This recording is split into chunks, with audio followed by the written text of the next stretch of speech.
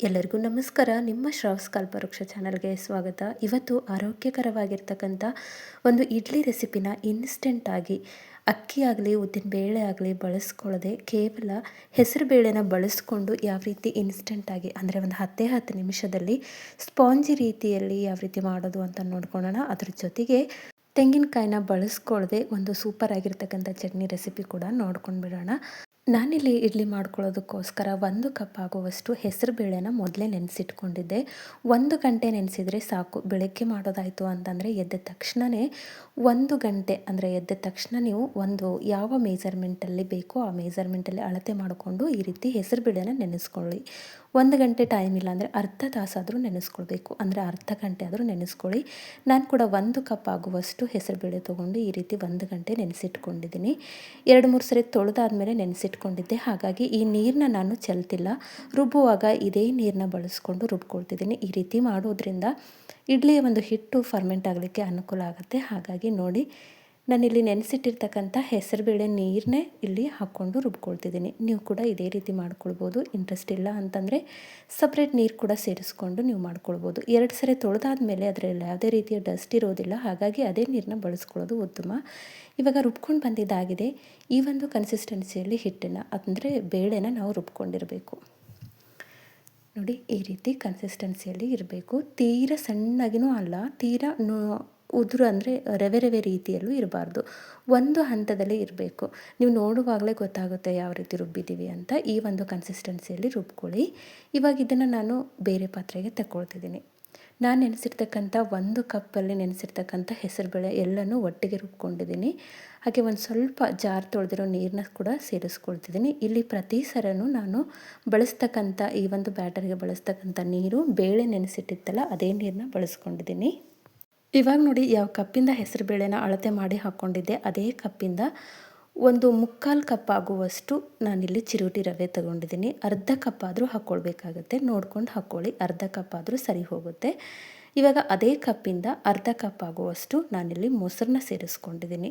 ಗಟ್ಟಿ ಮೊಸರಾಗಿತ್ತು ಅಥವಾ ಹುಳಿ ಮೊಸರಾಗಿತ್ತು ಅಂತಂದರೆ ತುಂಬಾ ಇನ್ನೂ ಪರ್ಫೆಕ್ಟಾಗಿ ಬರುತ್ತೆ. ಇಲ್ಲ ಅಂತಂದರೆ ನಾರ್ಮಲ್ ಮೊಸರು ಕೂಡ ಹಾಕ್ಕೊಳ್ಬೋದು. ಈಗ ಅದೇ ಕಪ್ಪಿಂದ ಒಂದು 1/4 ಕಪ್ ಆಗುವಷ್ಟು ನೀರನ್ನ ಸೇರಿಸ್ಕೊಂಡಿದ್ದೀನಿ. ನೀರನ್ನ ಹಾಕುವಾಗ ನೋಡ್ಕೊಂಡು ಹಾಕ್ಕೊಳ್ಳಿ. ಯಾಕಂದರೆ ಬೇಳೆ ರುಬ್ಬಿರ್ತಕ್ಕಂಥ ಕನ್ಸಿಸ್ಟೆನ್ಸಿ ನೀರಿನ ಅಂಶ ಭಾಳ ಇರುತ್ತೆ. ಹಾಗಾಗಿ ನೋಡಿಕೊಂಡು ನೀವು ನೀರನ್ನ ಆ್ಯಡ್ ಮಾಡಿಕೊಂಡು ಈ ರೀತಿ ಕಲಿಸ್ಕೊಳ್ಬೇಕು.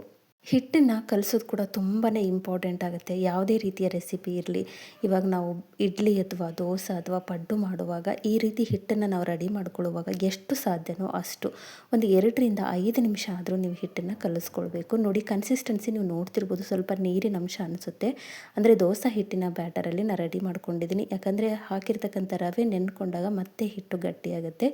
ಇವಾಗ ರುಚಿಗೆ ತಕ್ಕಷ್ಟು ಉಪ್ಪು ಸೇರಿಸ್ಕೊಂಡಿದ್ದೀನಿ. ಅದ್ರ ಜೊತೆಗೆ ಒಂದು ಚಿಟಿಕೆ ಅರಿಶಿನ ಸೇರಿಸ್ಕೊಂಡಿದ್ದೀನಿ. ಅರಿಶಿನ ಆಪ್ಷನಲ್, ಬೇಕು ಅಂದರೆ ಹಾಕ್ಕೊಳ್ಳಿ, ಇಲ್ಲಾಂದರೆ ಸ್ಕಿಪ್ ಮಾಡ್ಕೊಳ್ಬೋದು.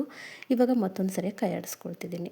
ನಾನಿಲ್ಲಿ ಕೈಯಿಂದನೇ ಹಿಟ್ಟನ್ನು ಕಲಿಸ್ಕೊಳ್ತಿದ್ದೀನಿ. ನೀವು ಬೇಕು ಅಂದರೆ ಕಲಿಸ್ಕೊಳ್ಬೋದು, ಇಲ್ಲ ಅಂತಂದರೆ ಸ್ಪೂನು ಅಥವಾ ಸೌಟಿಂದ ಕೂಡ ಕಲಿಸ್ಕೊಳ್ಬೋದು. ಬಟ್ ಈ ರೀತಿ ಹಿಟ್ಟನ್ನು ನಾವು ಕೈಯಿಂದ ಕಲಿಸೋದ್ರಿಂದ ಹಿಟ್ಟು ಹಗುರವಾಗುತ್ತೆ ಅನ್ನೋದಕ್ಕೋಸ್ಕರ ನಿಮಗೆ ತೋರಿಸ್ತೀನಿ ಇಡ್ಲಿ ಯಾವ ರೀತಿ ಬರುತ್ತೆ ಅಂತಂದು. ಕೈಯಿಂದ ನಾವು ಈ ರೀತಿ ಹಿಟ್ಟನ್ನು ಕಲಿಸಿದಾಗ ಹಗುರವಾಗಿಯೇ ನಾವು ಮಾಡ್ತಕ್ಕಂಥ ರೆಸಿಪಿ ಕೂಡ ತುಂಬಾ ಹಗುರವಾಗಿ ಬರುತ್ತೆ. ಹಾಗಾಗಿ ನಾನು ಈ ರೀತಿ ಕೈಯಿಂದನೇ ಕಲಿಸ್ಕೊಳ್ಳಿ ಅಂತ ಅಡ್ವೈಸ್ ಮಾಡ್ತಿದ್ದೀನಿ.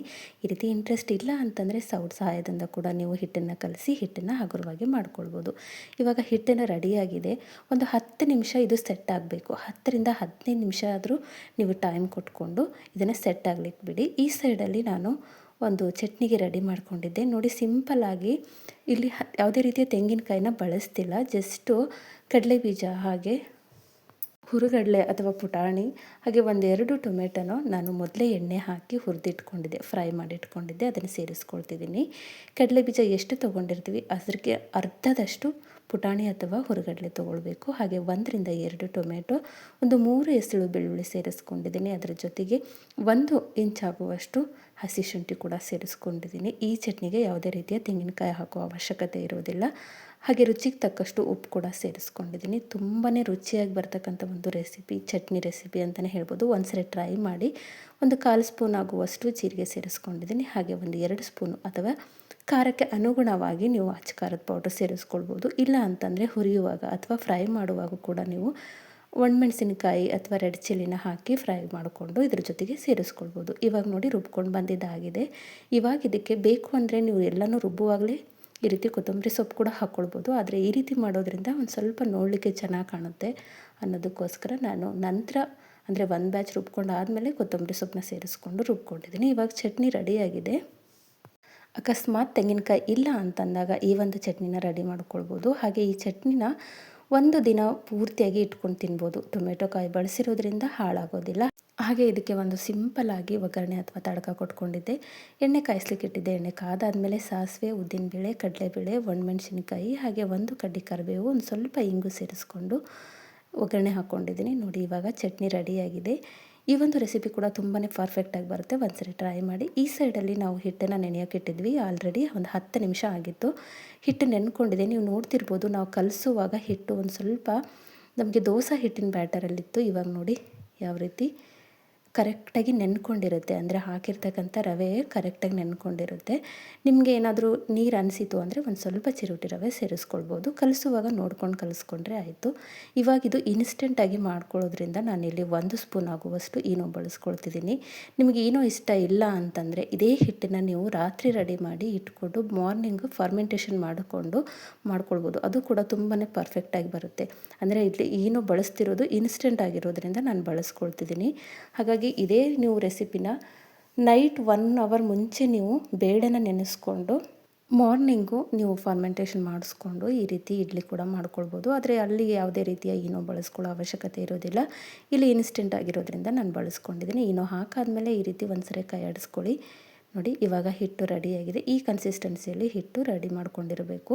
ಈನೋ ಹಾಕಾದ್ಮೇಲೆ ಭಾಳ ಹೊತ್ತವರೆಗೂ ಹಿಟ್ಟನ್ನು ನಾವು ಬಿಡೋಕ್ಕೆ ಹೋಗಬಾರ್ದು. ಸಡನ್ಲಿ ಅಂದರೆ ದಿಢೀರಾಗಿಯೇ ಪ್ಲೇಟಿಗೆ ಹಿಟ್ಟನ್ನು ಹಾಕ್ಕೊಳ್ಬೇಕು. ಈ ಸೈಡಲ್ಲಿ ನಾನು ಆಲ್ರೆಡಿ ಪ್ಲೇಟಿಗೆ ಎಣ್ಣೆನ ಹಚ್ಚಲಿಕ್ಕೆ ರೆಡಿ ಮಾಡಿ ಇಟ್ಕೊಂಡಿದ್ದೆ. ಹಾಗೆಯೇ ಇಡ್ಲಿ ಪಾತ್ರೆ ಕೂಡ ನೀರು ಹಾಕಿ ಗ್ಯಾಸ್ ಮೇಲೆ ಇಟ್ಟಿದ್ದೀನಿ. ಒಂದು ಸ್ವಲ್ಪ ಎಣ್ಣೆ ಹಾಕ್ಕೊಂಡು ಈ ರೀತಿ ಎಲ್ಲ ಕಡೆ ಸ್ಪ್ರೆಡ್ ಮಾಡ್ಕೊಳ್ಳಿ. ಇವಾಗ ನೋಡಿ ಎಲ್ಲ ಕಡೆ ಸ್ಪ್ರೆಡ್ ಮಾಡಿದ್ದಾಗಿದೆ. ಇವಾಗ ನಾರ್ಮಲಾಗಿ ನಾವು ಇಡ್ಲಿ ಹಿಟ್ಟನ್ನು ಯಾವ ರೀತಿ ಪ್ಲೇಟ್ಸ್ಗೆ ಹಾಕ್ತೀವಿ ಅದೇ ರೀತಿಯಲ್ಲಿ ಪ್ಲೇಟ್ಗೆ ಹಾಕ್ಕೊಂಡ್ರೆ ಮುಗೀತು. ನಾನಿಲ್ಲಿ ಒಂದು 1.5 ಬ್ಯಾಚ್ ಅಂದರೆ ನಾನು ತೊಗೊಂಡಿರ್ತಕ್ಕಂಥ 1 ಕಪ್ ಹೆಸರು ಬೇಳೆಯಲ್ಲಿ 1.5 ಬ್ಯಾಚ್ ಆಗುವಷ್ಟು ಇಡ್ಲಿ ರೆಡಿ ಆಗ್ತಿದೆ. ಹಾಗಾಗಿ 2 ಪ್ಲೇಟಿಗೆ ಹಾಕ್ಕೊಂಡು ಮೊದಲೇ ಬೇಯಿಸ್ಕೊಂಡು ಇಟ್ಕೊಳ್ತಿದ್ದೀನಿ.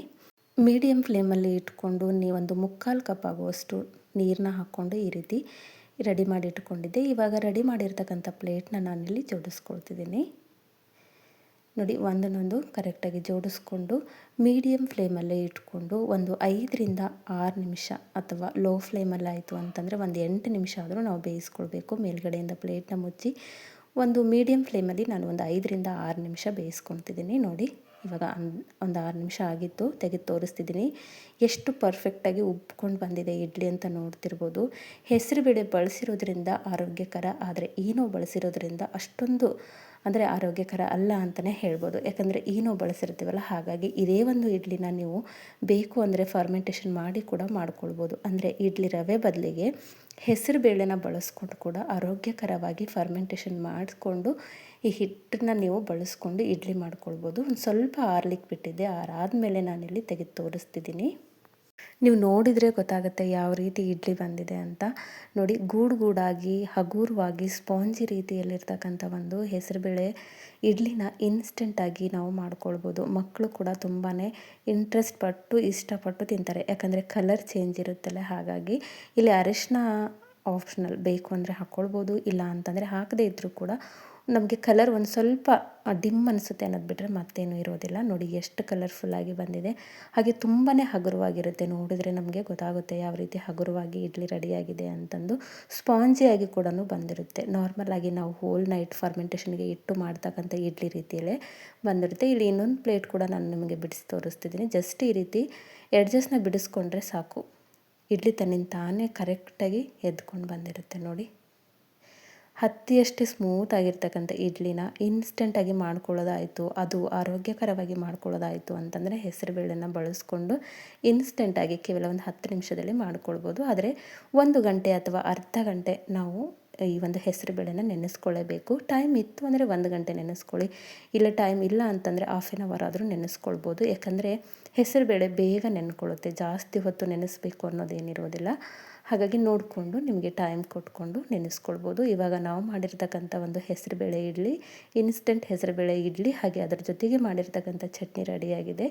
ನೋಡಿ ಎಷ್ಟು ಪರ್ಫೆಕ್ಟ್ ಆಗಿದೆ ಅಂತ. ಇಡ್ಲಿ ಕೂಡ ಅಷ್ಟೇ ಈ ಮಲ್ಲಿಗೆ ಹೂವಿನ ರೀತಿಯಲ್ಲೇ ಅರಳಿಕೊಂಡಿರುತ್ತೆ. ತೋರಿಸ್ತೀನಿ ಯಾವ ರೀತಿ ಇದೆ ಅಂತಂದು. ನೋಡಿ, ಹೋಲಾಗಿತ್ತು ಅಂತಂದರೆ ಇಡ್ಲಿ ಹಗುರವಾಗಿದೆ ಅಂತಲೇ ಅರ್ಥ. ನೀವು ನೋಡ್ತಿರ್ಬೋದು ಕೈ ಒಳಗೆ ಕೂಡ ಅಷ್ಟೇ ಪರ್ಫೆಕ್ಟಾಗಿ ಇಡ್ಲಿ ಹತ್ತಿಯಂತೆ ಮೃದುವಾಗಿದೆ ನೋಡಿ.